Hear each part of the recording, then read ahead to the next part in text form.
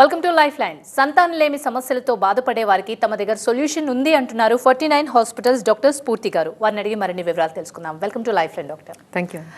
సంతానలేమి సమస్యలతో బాధపడే వారికి ఏ ఆల్టర్నేటివ్ అంటే IVF చూసాము, IUI చూసాము. ముందుగా IUI గురించి చెప్పండి డాక్టర్ గారు. సో నార్మల్గా ఎవరైతే 1 year నుంచి ఒక కపుల్ ట్రై చేస్తున్నారు అన్ప్రొటెక్టెడ్ ఇంటర్కోర్స్తోని, అంటే ఎటువంటి ప్రొటెక్షన్ లేకుండా ట్రై చేస్తున్నారు బట్ స్టిల్ ప్రెగ్నెన్సీ రావట్లేదంటే వాళ్ళకి ఇన్ఫర్టిలిటీ అని డయాగ్నోస్ చేస్తామండి. అండ్ వన్స్ డయాగ్నోసిస్ చేయగానే అసలు ఏంటి కాజెస్ అనేది ఒక బేసిక్ ఇవాల్యుయేషన్ చేస్తాం. అంటే కొన్ని టెస్ట్ ఉంటాయి. వైఫ్కి చూస్తే ఒక బేసిక్ స్కాన్ ఉంటుంది, అండ్ హస్బెండ్లో సిమెన్ అనాలిసిస్ ఉంటుంది, వైఫ్లో ఇంకా ట్యూబ్ టెస్ట్, ఇంకా కొన్ని హార్మోనల్ టెస్ట్ అన్నీ ఉంటాయి. సో ఈ ప్రాబ్లమ్స్లో వాళ్ళకి ఎక్కడ దేనివల్ల ప్రెగ్నెన్సీ రావట్లేదు అనేది డయాగ్నోసిస్ అడ్వైజ్ చేస్తాము. అండ్ దాన్ని బట్టి అంటే వాళ్ళ ఏజ్ ఎంత, వాళ్ళ మ్యారేజ్ అయ్యి ఎన్ని ఇయర్స్ అవుతుంది, ఈ అన్ని కండిషన్స్ తీసుకొని ఆల్రెడీ ఎటువంటి ట్రీట్మెంట్స్ తీసుకున్నారు ఇవన్నీ చూసి వాళ్ళకి ట్రీట్మెంట్స్ అనేవి అడ్వైజ్ చేస్తాం. సో ఫస్ట్ అంటే కొంచెం హయ్యర్ ట్రీట్మెంట్స్లో చూసుకుంటే ఫస్ట్ అనేది IUI ఉంటుందండి. సో IUI అంటే ఏంటంటే ఇంట్రా యూట్రైన్ ఇన్సెమినేషన్. సో ఎవరెవరికి చేస్తామని చూసుకున్నట్టయితే అన్ఎక్స్ప్లెయిన్ ఇన్ఫర్టిలిటీ అనేది మోస్ట్ ఇంపార్టెంట్ కాజ్ అని. అంటే ఇందాక చెప్పిన ఆ బేసిక్ టెస్ట్లలో ఏ ప్రాబ్లం లేదు వాళ్ళకి, బట్ స్టిల్ వాళ్ళకి న్యాచురల్గా ట్రై చేస్తుంటే ప్రెగ్నెన్సీస్ రావట్లేదు అనే వాళ్ళకి ఈ IUI అనేది ఒక బ్రిడ్జ్ అనమాట. డైరెక్ట్ IVF అని కాకుండా ఒక 2-3 సైకిల్స్ మధ్యలో IUI చేసుకొని చూడొచ్చు. సో ఈ అన్ఎక్స్ప్లెయిన్ ఇన్ఫర్టిలిటీ అండ్ ఈ రీజన్స్ ఏంటి అంటే ఏమేమి ఇండికేషన్స్ అని చూసుకుంటే ఆడవాళ్ళలో, మగవాళ్ళలో అండ్ కంబైన్డ్ ఫ్యాక్టర్స్ అని చూస్తాం. సో ఆడవాళ్ళని చూసుకుంటే అంటే అన్ఎక్స్ప్లెయిన్ ఇన్ఫర్టిలిటీ కాకుండా వేరే ఇష్యూస్ ఏమేమి ఉండొచ్చు అంటే ఒకవేళ ఏజ్ అనేది చాలా ఎక్కువగా ఉంది వాళ్ళకి, వైఫ్కి, కానీ ఎటువంటి ట్రీట్మెంట్స్ పెద్దగా తీసుకోలేదు, డైరెక్ట్గా IVF అనేది వాళ్ళకి ఒకసారి యాక్సెప్ట్ చేయలేరు. సో అట్లాంటి వాళ్ళకి ఒక 1 or 2 సైకిల్స్ IUI కూడా చేస్తాము. సో ఏజ్ అంటే ఎవరికైతే ఎగ్ రిజర్వ్ కూడా కొంచెం తగ్గుతుందో, లేదంటే ఆల్రెడీ ట్యాబ్లెట్స్తోని అంటే ఓవ్యులేషన్ ఇండక్షన్ డ్రగ్స్ అంటామండి. సో అలా ఈ ట్యాబ్లెట్స్తోని ఓవ్యులేషన్ ఇండక్షన్ డ్రగ్స్తోని ఒక 6 సైకిల్స్ అయిపోయినాయి, అయినా స్టిల్ ప్రెగ్నెన్సీ రావట్లేదు అనేది ఈ ఇష్యూ ఉన్న వాళ్ళకి IUI అనేది అడ్వైస్ చేస్తాం.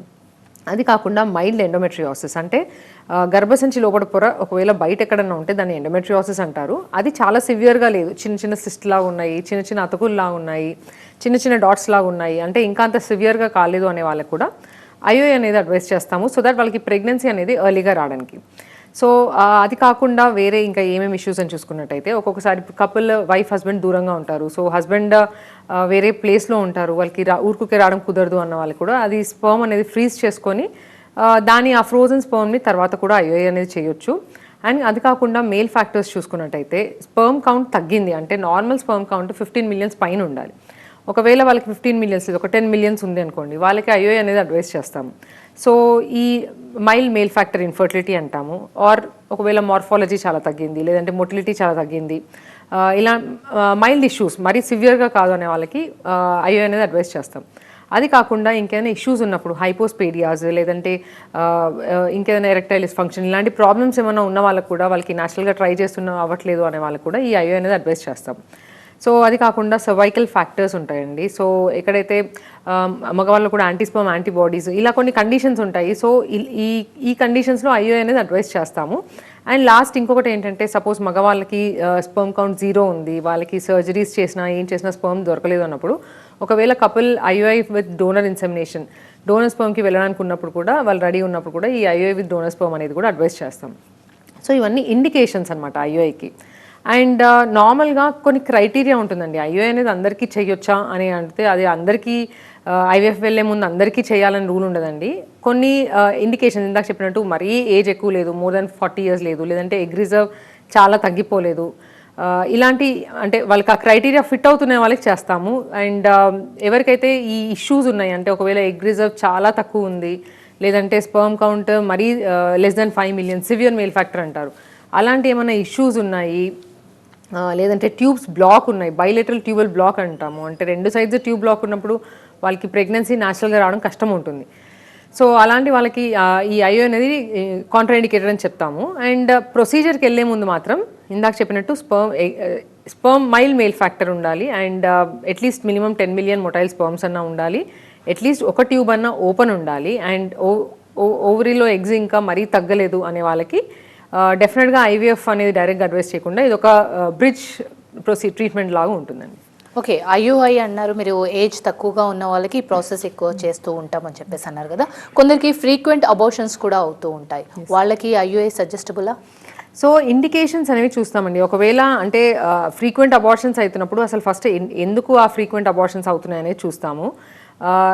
ఏమన్నా క్రోమోజోమల్ అనామలీస్ ఉన్నాయా, లేదంటే ఇంకేమన్నా వాళ్ళకి అంటే ఇంటర్వెల్ కూడా ఎంతసేపు పడుతుంది, అంటే ప్రెగ్నెన్సీ రావడానికి వచ్చిపోవడం, ప్రెగ్నెన్సీస్ కూడా ఫ్రీక్వెంట్గా రావట్లేదు, అంటే 1 year తర్వాత 2 years తర్వాతనే వస్తున్నాయి, బట్ అది మళ్ళీ పోతుంది.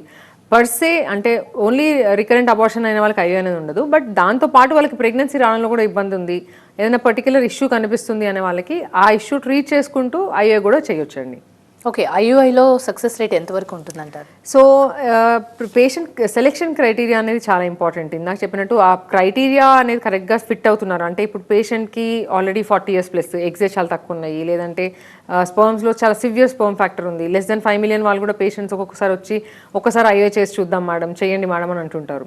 సో అలా ఈ కరెక్ట్ సెలెక్షన్ క్రైటీరియా అనేది చూసుకున్నప్పుడు ఒక సైకిల్లో 10 to 15% అని చెప్తామండి. అండ్ ఒక సైకిల్లోనే ప్రెగ్నెన్సీ రాకపోయేసరికి వాళ్ళకి ఇంకా లేదు ఐవీఎఫ్ వెళ్ళాలని కాదు, ఒక 2-3 cycles ట్రై చేయొచ్చు అని చెప్తాము. దీనిలో క్యుములేటివ్ ప్రెగ్నెన్సీ అని చూస్తాం. అంటే ఇప్పుడు ఆ 3 cyclesలో కలిపితే ఎన్నిసార్లు ప్రెగ్నెన్సీ వచ్చింది, అంటే 10% చూసుకుంటే ఒక 30 to 40% మెంబర్స్కి ఈ 3 cyclesలో అంటే ఆ క్యుములేటివ్ ప్రెగ్నెన్సీ రేట్ అని చూస్తాము. So each cycle has success rate of 10 to 15% and 3 cycles has success rate of 30 to 40%. Okay, మీరు ఇందాక చెప్తూ అన్నారు 40 years వాళ్ళకి కూడా చేసే ఛాన్సెస్ ఉంది అన్నారు. ప్రెగ్నెన్సీ ఎగ్జాక్ట్లీ ఏ టైంలో వస్తే హెల్తీగా ఉంటారు, మదర్ కానీ బేబీ కానీ?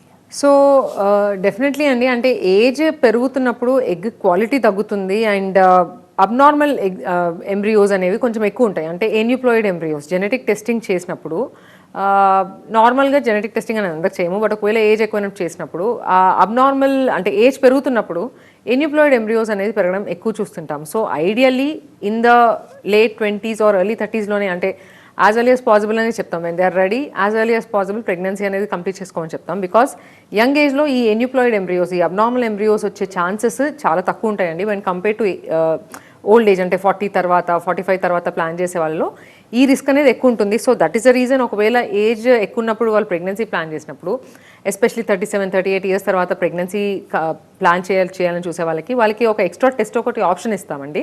That is genetic testing of the embryo. అంటే బేబీని పెట్టే ముందే బేబీలోంచి ఒక సెల్ తీసి జెనెటిక్ టెస్ట్కి పంపించి అది హెల్దీగా ఉందా అనేది చూసుకొని ట్రాన్స్ఫర్ చేయడం అనేది ఒక ఆప్షన్. దీనివల్ల ఇందాక అడిగినట్టు ఆ రికరెంట్ ప్రెగ్నెన్సీ లాసెస్ అనేవి కూడా తగ్గడం చూస్తుంటాం. ఓకే, మరి ఐవీఎఫ్ ఎప్పుడు చేస్తారు, ఎవరికి చేస్తారు?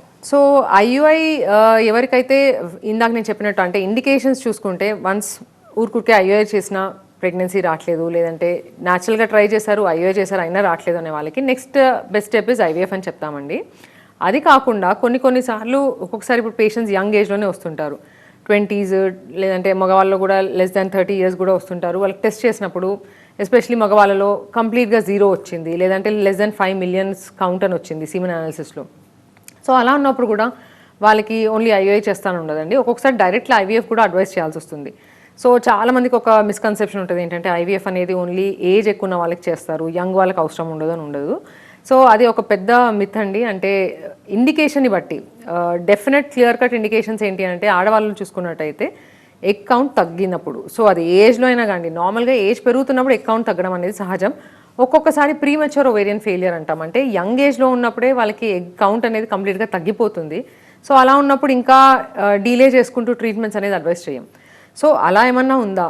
అండ్ నెక్స్ట్ ఇంకొకటి ఇందాక చెప్పినట్టు ఎండోమెట్రియాసిస్, సివియర్ ఎండోమెట్రియాసిస్, అంటే లోపట ఓవరీలో పెద్ద పెద్ద సిస్ట్లు ఫామ్ అయ్యాయి అండ్ అతుకులు ఫామ్ అయ్యాయి, దానివల్ల కూడా ట్యూబ్ బ్లాక్స్ అయ్యాయి, లేదంటే ట్యూబ్ ఓవరీ అనాటమీ అనేది డిస్టార్ట్ అయింది, ఇలా ఏమైనా ఇష్యూస్ ఉన్నప్పుడు కూడా ఇంకా చిన్న ట్రీట్మెంట్స్ అనేది అడ్వైస్ చేయము, వాళ్ళకు కూడా డైరెక్ట్ ఐవీఎఫ్ అనేది అడ్వైస్ చేస్తాం.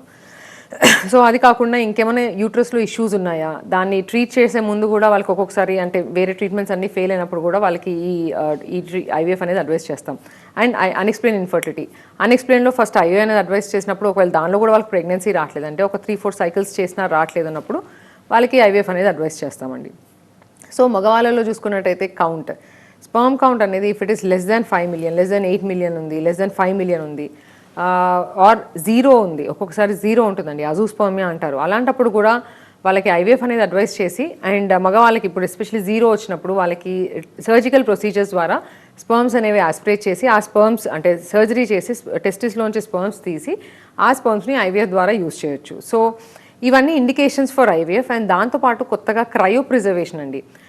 సో లేట్ మ్యారేజెస్ ఇవన్నీ ఎక్కువ అవుతున్నాయి. సో అట్లా ఉన్నప్పుడు యంగ్ ఏజ్లోనే ఎగ్స్ అనేవి ఫ్రీజ్ చేయించుకోమని చెప్తున్నాము. అట్లా ఫ్రీజ్ చేసుకున్నప్పుడు వాళ్ళు ఫ్యూచర్లో ఇప్పుడు ఒక 30 yearsకి ఎగ్స్ ఫ్రీజ్ చేసుకున్నప్పుడు if they are planning to become pregnant at 40 yearsకి ఆ ఫ్రీజ్ చేసుకున్న ఎప్పుడైతే 10 years బ్యాక్ ఫ్రీజ్ చేసుకున్న ఎగ్స్ ఉంటాయో అది బయటికి తీసి వాటిని ఐవీఎఫ్ ద్వారా they can plan pregnancies. So ఇవన్నీ మల్టిపుల్ ఇండికేషన్స్ అండి. దాంతోపాటు ఇందాక చెప్పినట్టు జెనెటిక్ టెస్టింగ్, ఒకవేళ ఏదైనా ఇష్యూస్ వల్ల అంటే రికరెంట్ ప్రెగ్నెన్సీ లాసెస్ ఉన్నాయి, లేదంటే ఏజ్ చాలా ఎక్కువ ఉంది, లేదంటే మల్టిపుల్ టైమ్స్ ఐవీఎఫ్ ఫెయిలియర్ అవుతున్న వాళ్ళకి ఒక్కొక్కసారి జెనెటిక్ టెస్ట్ చేసి ఎంబ్రియోన్ పెడతాం. సో అలా జెనెటిక్ టెస్ట్ చేయాలి ఇండికేషన్ ఉన్న వాళ్ళకి కూడా ఐవీఎఫ్ అడ్వైస్ చేసి వాళ్ళకి ప్రెగ్నెన్సీ అనేది దాని ద్వారా ఎలా ప్లాన్ చేయాలనేది చెప్తామండి. సో ఇవన్నీ these are all the indications for IVF. And most importantly tubal block. Okay, అంటే యంగ్ ఏజ్లో కూడా ఎందుకు ఎగ్ కౌంట్ తగ్గుతుందంటారు? సో ఈ మధ్యకాలంలో చూస్తున్నామండి ప్రీ మెచ్యూర్ ఓవేరియన్ ఫెయిలియర్ అంటారు. నార్మల్గా 40 తర్వాత తగ్గాల్సిన ఎగ్ కౌంట్ వీళ్ళకి ఏంటంటే ఇప్పుడు నార్మల్గా మెనోపాజ్ అనేది 50 yearsకి వస్తుంది. సో ఈ మధ్యకాలంలో ఎక్కువ చూసినవి ఏంటంటే యంగ్ ఏజ్లోనే, అంటే వాళ్ళకి ఈవెన్ పీరియడ్స్ కూడా స్టార్ట్ అవ్వవు, లేదంటే 20-25 yearsకి మొత్తం ఎగ్ కౌంట్ 0 అయిపోతుంది. టెస్ట్ చేసినప్పుడు కూడా అవన్నీ అలానే బయటపడతాయి. సో ఏంటి కాజెస్ అని చూస్తే ఫస్ట్ జెనెటిక్ కాజెస్ అండి. ఏమన్నా జెనెటిక్ ప్రాబ్లమ్ అంటే ఎస్పెషలీ వీళ్ళు హిస్టరీ ఇస్తారు కొంతమంది, వాళ్ళ మదర్కి కూడా పీరియడ్స్ తొందరగా అయిపోయినాయి, less than 40 yearsకి అయిపోయినాయి అని చెప్తుంటారు. సిస్టర్స్ ఎవరైనా ఉంటే వాళ్ళకు కూడా ఒక్కొక్కసారి ప్రాబ్లమ్స్ ఉన్నాయి ప్రెగ్నెన్సీ రావడానికి అని చెప్తుంటారు. సో ఇలా ఏమైనా జెనెటిక్ హిస్టరీ ఉందా అనేది చూసుకోవడం చాలా ఇంపార్టెంట్. మోస్ట్ కామన్గా రూల్ అవుట్ చేసుకోవాలి. ఆర్ పేషెంట్కి కూడా ఏమైనా జెనెటిక్ అబ్నార్మాలిటీస్ ఉన్నాయా, ఒక్కొక్కసారి క్యారోటైపింగ్ చేస్తాం.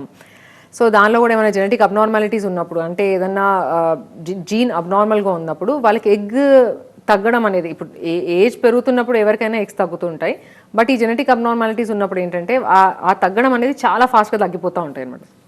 సో దానివల్ల ఎగ్ కౌంట్ తగ్గడం చూస్తుంటాం. అది కాకుండా కొన్ని ఎంజైమాటిక్ అంటే మెటబాలిక్ డిజార్డర్స్ ఉంటాయి కొన్ని, ఏదైనా లోపల ఎంజైమ్ డెఫిషియన్సీ ఉందనుకోండి, దానివల్ల కూడా ఆ తగ్గడం అనేది చాలా ఫాస్ట్గా అయిపోయి కంప్లీట్గా 0 అయిపోతుంది యంగ్ ఏజ్లోనే. అది కాకుండా ఇంకేమైనా సర్జరీస్ ఈ మధ్యకాలంలో ఒక్కొక్కసారి ఏమైనా ఎండోమెట్రియాటిక్ సిస్ట్లు ఉండి దానివల్ల సర్జరీస్ చేసినా, లేదంటే క్యాన్సర్ కీమో రేడియేషన్స్ అనేవి చాలా అంటే ఎర్లీ ఏజ్లోనే డిటెక్షన్ అయ్యి అండ్ వాళ్ళు హెల్దీగా మొత్తం క్యాన్సర్ అంతా క్యూర్ అయిపోయి రేడియేషన్ తర్వాత కీమోథెరపీ తర్వాత క్యూర్ అయి వస్తుంటారు. సో వాళ్ళకి ఏంటంటే ఆ పోస్ట్ కీమో రేడియేషన్ తర్వాత ఆ ఎగ్స్ అనేవి కంప్లీట్గా, అంటే ఇప్పుడు రేడియేషన్ అనేది కింది పార్ట్లో ఇచ్చారంటే ఓవరీస్ మీద ఇచ్చారంటే ఒక్కొక్కసారి దానివల్ల ఎగ్ కౌంట్ తగ్గడం చూస్తాం. సో అలా ఏమైనా హిస్టరీ ఉందా, ఏమైనా సర్జరీస్ ఉన్నాయా, ఇవన్నీ చూసుకోవడం చాలా ఇంపార్టెంట్ అండి కాజెస్ ప్రీమెచ్యూర్ ఓవేరియన్ ఫెయిలియర్స్కి. రైట్. ఐవీఎఫ్ ప్రొసీజర్ ఏ విధంగా ఉంటుంది డాక్టర్ గారు? ఇది టైం ఎంత తీసుకుంటుంది, ఏదైనా పెయిన్ఫుల్గా ఉంటుందా? సో నార్మల్గా ఐవీఎఫ్ ఒక కపుల్కి అడ్వైస్ చేసినప్పుడు వాళ్ళని Day 2కి రమ్మంటామండి. అండ్ Day 2కి వైఫ్కి స్కాన్ ఉంటుంది. అండ్ స్కాన్లో ఎగ్స్ కౌంట్ అనేది ఎలా ఉంది అవన్నీ చూసుకుంటాం. అండ్ ఇందాక చెప్పినట్టు ఏజ్, వెయిట్ అవన్నీ చూసుకొని ఎగ్ నెంబర్ అనేది ఎలా ఉందనేది చూసుకొని వాళ్ళకి ఎంత డోస్, అంటే వైఫ్కి ఎంత డోస్ అనేది అడ్వైస్ చేయాలనేది డిసైడ్ చేస్తాము. సో ఈ ఇంజెక్షన్స్, ఈ ఎగ్ పెరగడానికి ఇచ్చే ఇంజెక్షన్స్ అనమాట, తనకి డైలీ ఆఫ్టర్ రిపోర్ట్ స్టార్ట్ చేస్తాం. ఒక 10 days డైలీ ఇంజెక్షన్స్ ఉంటాయండి. సో దీనిలో ఏంటంటే ఎన్ని ఎగ్స్, అంటే కంట్రోల్ ఓవేరియన్ స్టిమ్యులేషన్ అంటాం దీన్ని. సో ఎగ్స్ అనేవి 1-2 కాకుండా మ్యాక్సిమం నెంబర్ ఆఫ్ ఎగ్స్ పెరగడానికి అన్నట్టు ఇస్తాము అండ్ సేఫ్ లెవెల్లో ఇస్తాము. సో ఇలా ఇంజెక్షన్స్ ఇచ్చిన తర్వాత అవి ఎలా పెరుగుతున్నాయి అనేది మధ్య మధ్యలో స్కాన్స్ చేస్తాం. ఒక 3-4 daysకి ఫస్ట్ స్కాన్ ఉంటుంది. అండ్ గ్రోత్ అనేది ఎక్స్పెక్టెడ్గా ఉందా లేదా అనే దాన్ని బట్టి డోసెస్ అనేది అడ్జస్ట్ చేస్తూ ఉంటాం. సో వన్స్ ఎగ్ రెస్పాన్స్ అనేది, అంటే ఇప్పుడు మెచ్యూర్ ఎగ్స్ ఉన్నాయి, మంచి సైజ్కి వచ్చాయి అన్నప్పుడు ఒక 10 days ఆఫ్ యావరేజ్ ఇంజెక్షన్స్ తర్వాత వాళ్ళకి ట్రిగర్ ఇంజెక్షన్ అనేది ఇవ్వడం జరుగుతుంది. అండ్ ట్రిగర్ ఇంజెక్షన్ ఇచ్చిన 2 daysకి, అంటే 36 hours లోపటే ఎగ్ పికప్ అనేది చేస్తాం. సో ఎగ్ పికప్ అనేది నార్మల్గా డే కేర్ ప్రొసీజర్ అండి. మార్నింగ్ వస్తారు, ఒక షార్ట్ జనరల్ అనెస్థీసియా ఇస్తాము. అండ్ ఇచ్చిన తర్వాత ట్రాన్స్వెజైన్, అంటే సేమ్ స్కాన్ చేసినట్టే స్కాన్ చేసి ఒక చిన్న నీడిల్ ద్వారా ఎగ్స్ అన్ని పంక్చర్ చేసి ఆ ఫ్లూయిడ్ అనేది ఆస్పిరేట్ చేస్తాం. ఆస్పిరేట్ చేసిన తర్వాత ఈచ్ ఎగ్, దానిలో ఎన్ని ఎగ్స్ ఎక్స్పెక్ట్ చేసాము, ఎన్ని ఎగ్స్ వచ్చాయనేది చూసుకొని ఆ ఎగ్ క్వాలిటీ ఎలా ఉందనేది మైక్రోస్కోప్లో పెట్టి చూస్తాం. సో అన్ని మంచిగా ఉన్న ఎగ్స్ అన్నింటినీ స్పర్మ్స్తోని మిక్స్ చేయడం జరుగుతుంది. సో ఐవీఎఫ్ ఇక్సీ పద్ధతి ద్వారా ఎగ్ స్పర్మ్ కలిపిన తర్వాత ఒక 5 days ల్యాబ్లో పెట్టడం జరుగుతుంది. 5 days తర్వాత ల్యాబ్లో ఒక బ్లాస్టోసిస్ట్ అనేది ఫామ్ అవుతుందండి. సో ఎన్ని ఎక్స్పెక్ట్ చేసాము, ఎన్ని వచ్చాయి అన్నీ చూసుకొని పేషెంట్తో డిస్కస్ చేస్తాము, వాటి గ్రేడ్ ఎలా ఉందనే దాన్ని బట్టి. ఆ వచ్చిన ఎంబ్రియోస్ అనేవి ఒకవేళ తక్కువ ఉన్నాయి, లైనింగ్ అంతా బాగుంది, ఫ్రెష్ ట్రాన్స్ఫర్ అనేది, అంటే సేమ్ మంత్లో ఎగ్ పికప్ ప్లస్ ట్రాన్స్ఫర్ కూడా చేయొచ్చు. లేదు ఒకవేళ ఎగ్స్ చాలా ఉన్నాయి, హార్మోన్స్ చాలా ఎక్కువగా వచ్చాయి, లైనింగ్ అంత బాగాలేదు, అట్లా ఏమైనా ఇష్యూస్ ఉన్నప్పుడు వచ్చిన ఎంబ్రియోస్ అన్ని ఫ్రీజ్ చేసుకోవడం జరుగుతుంది. అండ్ పీరియడ్ రావడానికి టాబ్లెట్స్ ఇస్తాము. సో పీరియడ్ వచ్చిన తర్వాత లైనింగ్ ప్రిపరేషన్ అనేది స్టార్ట్ చేసి అండ్ ఎంబ్రియో ట్రాన్స్ఫర్ అనేది డిఫరెంట్ ప్రిపరేషన్స్ ఉంటాయి. లైనింగ్ ప్రిపరేషన్ ఎప్పుడైతే లైనింగ్ రెడీ అవుతుందో అప్పుడు ఈ ఎంబ్రియో ట్రాన్స్ఫర్ అనేది కూడా చేస్తాం. సో ఇది నార్మల్గా ఐవీఎఫ్ ప్రొసీజర్ అనమాట. అంటే ఇప్పుడు వర్కింగ్ విమెన్స్ కూడా చాలా మంది ఉంటున్నారు, అంటే ఇద్దరు కూడా వర్క్ చేస్తున్నారు, వైఫ్ అండ్ హస్బెండ్, వాళ్ళకి ఎలా సజెస్ట్ చేస్తారు మీరు? సో చాలామంది ఇది ఒక అపోహతో ఉంటారండి, అంటే మేము జాబ్ చేస్తాము మరి జాబ్ వదిలేయాలని చాలామంది అడుగుతుంటారు. సో ఈవెన్ ఐఓఏలో కూడా ఐవీఎఫ్లో కూడా ఎక్కడ కూడా కంప్లీట్ బెడ్ రెస్ట్ అనేది ఎప్పుడూ అడ్వైస్ చేయమండి. వాళ్ళు ఇంజెక్షన్స్ తీసుకోవడానికి వచ్చి ఇంజెక్షన్స్ తీసుకొని వెళ్ళిపోవచ్చు. అండ్ ఆల్సో ఎంబ్రియో ట్రాన్స్ఫర్ తర్వాత కూడా లేదంటే ఐఓఐ ప్రొసీజర్ తర్వాత కూడా వాళ్ళు ఒక ట్రాన్స్ఫర్, ఎస్పెషల్లీ ఎంబ్రియో ట్రాన్స్ఫర్ అయితే వాళ్ళు ఒక 1 day రెస్ట్ తీసుకుంటే సరిపోద్దండి. అంతేగాని నెక్స్ట్ డే నుంచి కూడా వాళ్ళకి ఒక 14 days కొంచెం ఎక్స్ట్రా కేర్ అనేది ఎక్స్ట్రా తీసుకుంటే సరిపోతుంది. అంతేగాని కంప్లీట్గా బెడ్ రెస్ట్ తీసుకోవడము, జాబ్ మానేసి ఇంట్లో కూర్చోవడం అనేది అసలు అడ్వైస్ చేయము. ఇన్ఫ్యాక్ట్ వాళ్ళు ఎంత యాక్టివ్గా వేరే అన్ని పనులు చేసుకుంటూ ఉన్నప్పుడు అప్పుడు వాళ్ళకి స్ట్రెస్ లెవెల్స్ అనేది తగ్గి కొంచెం మైండ్ అనేది కొంచెం డివేట్ అయితే కూడా కొంచెం బెటర్గా ఉంటుందని చెప్తాం. ఇన్ఫ్యాక్ట్ వర్క్ చేసే వాళ్ళు డెఫినెట్గా వర్క్ కూడా వెళ్ళొచ్చు. ఓన్లీ ప్రొసీజర్ స్టార్ట్ చేయడానికి మాత్రం ఐవీఎఫ్ లేదంటే ఐఓఐ ఎటువంటి ప్రొసీజర్స్కి వెళ్ళినా కూడా కంప్లీట్గా జాబ్లన్నీ మానేసుకొని వచ్చి చేయమని అయితే అడ్వైస్ చేయము. వర్కింగ్ ఉమెన్ ఒకటి ఏంటంటే కొంచెం ఫ్రీక్వెంట్ స్కాన్స్, ఈవెన్ ఇప్పుడు ఎంబ్రియో ట్రాన్స్ఫర్ చేసిన తర్వాత ప్రెగ్నెన్సీ పాజిటివ్ వచ్చాక ఒక 2-3 weeksకి ఒకసారి స్కాన్ మాత్రం కొంచెం ఫ్రీక్వెంట్గా చేస్తాము. అండ్ వాళ్ళు మిస్ అవ్వకుండా ట్యాబ్లెట్స్ తీసుకోవడం, అంటే ఒక్కొక్కసారి వర్క్లో పడి ట్యాబ్లెట్స్ తీసుకోవడం మర్చిపోయామంటారు. సో అట్లా కాకుండా కొంచెం అవన్నీ కొంచెం కేర్ తీసుకుంటే సరిపోతుందండి. అంతేగాని కంప్లీట్ బెడ్ రెస్ట్ అనేది ఎటువంటి టైంలో కూడా అడ్వైస్ చేయం. అంటిల్ అన్లెస్ ఏదైనా ప్రెగ్నెన్సీ వచ్చిన తర్వాత ఏదైనా ఆబ్స్టిక్ ఇండికేషన్ లైక్ ఏదైనా కొంచెం బ్లీడింగ్ అయింది అట్లా ఏమైనా ఇష్యూ ఉంటే తప్ప ఎప్పుడూ బెడ్ రెస్ట్ అనేది అడ్వైస్ చేయమండి ఏ ప్రొసీజర్ చేసిన తర్వాత కూడా. ఓకే, ఐయుఐ కానీ ఐవీఎఫ్ ప్రాసెస్ చేసిన తర్వాత పుట్టే బేబీ నార్మల్గానే ఉంటారా, హెల్దీగానే ఉంటారా? ఎస్, చాలా మందికి ఇది ఒక డౌట్ ఉంటుందండి. అంటే ఐయుఐలో ప్రెగ్నెన్సీ అనేది it is just like natural pregnancy అండి. మనం దీనిలో ఎటువంటి అంటే గ్యామెట్స్ని బయట డీల్ చేయడం అనేది ఏమి ఉండదు. అంటే అట్లీస్ట్ ఐవీఎఫ్లో అంటే ఎగ్స్ బయటకి తీసి స్పర్మ్స్తో ఇంజెక్ట్ చేసి బయట ల్యాబ్లో కల్చర్ చేస్తాం. బట్ ఐయుఐలో అట్లా కూడా ఉండదు. కంప్లీట్గా న్యాచురల్గా వచ్చే ప్రెగ్నెన్సీ. ఎగ్ రిలీజ్ అవ్వడానికి టాబ్లెట్స్ ఇస్తాము, ఇంజెక్షన్స్ ఇస్తాము. అండ్ ఎగ్ రిలీజ్ అయిన తర్వాత ఆ ప్రాసెస్ ఐయుఐ ప్రాసెస్ అంటే స్పర్మ్ని వాష్ చేసి యూట్రస్ లోపల వేయడం, జస్ట్ ఇంటర్నల్ లాస్ దాటిన తర్వాత గర్భసంచి లోపలికి వేస్తాం. సో ఇలా వేసిన తర్వాత మంచి స్పర్మ్, మంచిగా కదిలే స్పర్మ్ అనేది కొంచెం వెళ్ళి ఆ ఎగ్ని కలిసే ఛాన్స్ బెటర్ ఉంటుంది, ట్యూబ్స్కి వెళ్ళే ఛాన్స్ బెటర్ ఉంటుంది అనేది ఒకటే కాన్సెప్ట్. సో దీనిలో ప్రెగ్నెన్సీ వస్తే అది కంప్లీట్గా న్యాచురల్గా వచ్చినట్టే. సో అసలు అందులో డిఫరెన్సే లేదు. అండ్ ఈవెన్ ఐవీఎఫ్లో కూడా చాలా స్టడీస్లో ప్రూవ్ అయింది ఏంటంటే, ఈవెన్ అంటే ఇప్పుడు మనం ఐవీఎఫ్ లేదంటే ఇక్సీ పద్ధతి ద్వారా చేసినా కూడా వాళ్ళిద్దరికి జెనెటిక్ మెటీరియల్ అంటే ఒక్కొక్కసారి కొంతమందికి ఫ్యామిలీలో రన్ అవుతాయండి కొన్ని ప్రాబ్లమ్స్. అది న్యాచురల్ ప్రెగ్నెన్సీలో వచ్చే ఛాన్స్ కూడా ఉంటుంది, అలానే ఐవీఎఫ్లో కూడా వచ్చే ఛాన్స్ ఉంటుంది. సో జస్ట్ బికాస్ ఐవీఎఫ్ వెళ్ళారు కాబట్టి బేబీస్ అబ్నార్మల్గా ఉండవు అనేది చాలా క్లియర్గా ప్రూవ్ అయింది. అండ్ న్యాచురల్ ప్రెగ్నెన్సీలో కూడా వచ్చే రిస్క్ ఎంత ఉంటుందో అదే రిస్క్ ఈవెన్ ఐవీఎఫ్లో కూడా ఉంటుంది. అంటే జస్ట్ బికాస్ ప్రొసీజర్ వల్ల ఎక్కువ అవడం అనేది చాలా క్లియర్గా ఇట్ ఇస్ ప్రూవెన్, అట్లాంటిది అయితే ఉండదండి. నార్మల్ డెలివరీ అయ్యే ఛాన్స్ ఉంటుందంటారా ఈ ఐవీఎఫ్ ప్రాసెస్ తర్వాత, లేకపోతే వాళ్ళకి సిజేరియన్ లాంటి అవసరం పడుతుంది? సో మంచి క్వశ్చన్ అడిగారండి. చాలా మంది ఒకటి అడుగుతుంటారు, మేడం ఇప్పుడు ఐవీఎఫ్ కదా ఓన్లీ సిజేరియన్ వెళ్ళాలా అని.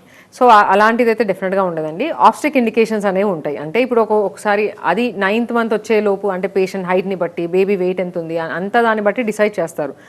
వాళ్ళ గైనకాలజిస్ట్ అనే వాళ్ళు డిసైడ్ చేస్తారు. అంతేగాని ఐవీఎఫ్ ప్రెగ్నెన్సీ కాబట్టి డైరెక్ట్గా సెక్షన్ అనేది ఎక్కడ ఇండికేషన్ లేదండి.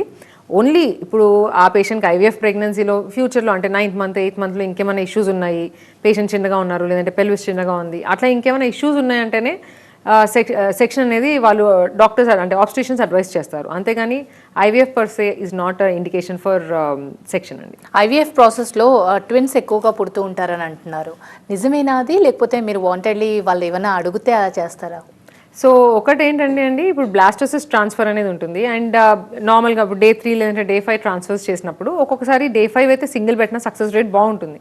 బట్ పేషెంట్స్ ఏంటంటే ఒకసారి మనం 2 పెట్టండి అన్నారు అనుకోండి, ఒక్కొక్కసారి 2 పెడతాము అండ్ దానిలో మల్టిపుల్ ప్రెగ్నెన్సీ రేట్ కొంచెం ఎక్కువగా ఉంటుంది. అంటే నార్మల్గా ప్రెగ్నెన్సీ సక్సెస్ రేట్ ఒక 60-70% తీసుకుంటే అందులో 80% విల్ బి సింగిల్టన్ అండి, ఒక 2 embryos బ్లాస్ట్ పెట్టినప్పుడు.